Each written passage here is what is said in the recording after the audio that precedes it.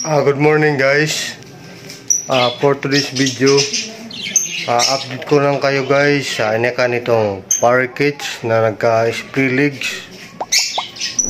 Bali, may apat silang inakan ngayon guys na nagsibabaan na. Ayan sila, apat yan na inakan nila guys. Dito sa loob yung isa, yung isang inakay.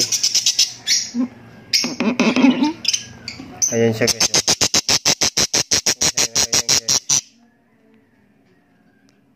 Ayan. Parehas ang hin. Ayan.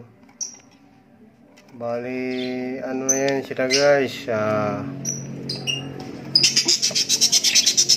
month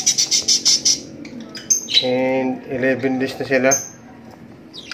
Ayan. Mga 1 week na nito guys, harvest ko na to sila. Pag nakita ko guys na marunong sila kumain ng seeds, pwede ko na yan sila guys i-harvest. Kasi yung appearance nila, malapit na naman yan guys mag-breed. Bali, ayan guys yung nagka-split legs noon. Ayan bumalik na sa normal.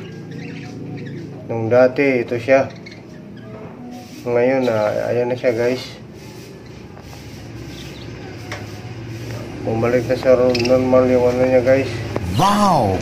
Nakapag ano na siya, lipad. Ayan. Kaya successful guys yung ginawa nating paglalagay ng sunray sa paa niya. Ayan. Ayan siya. Ayan yung mga breeders nila, na kanina guys.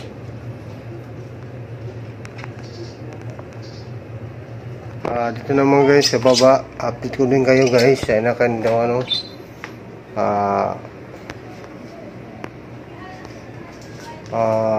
violet ewing.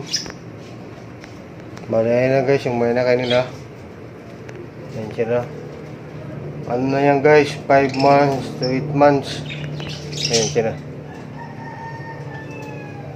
Dalawang green ewing at saka violet. Ayan. Bali 5 yung inika ng green opaline, green at saka violet ewing. Ayan yung mga inika nila. Ayan lang guys. Thank you for watching. See you for my next vlog. Successful naman guys yung ginawa natin pagdalaga ng sunday sa paa niya. Ayan. Kaya yan yung gawin nyo guys para hindi naman kawawa yung ayan siya yung lagyan ko ng sunday. Bumalik na sa normal guys. Ayan lang guys. Thank you for watching. God bless you po.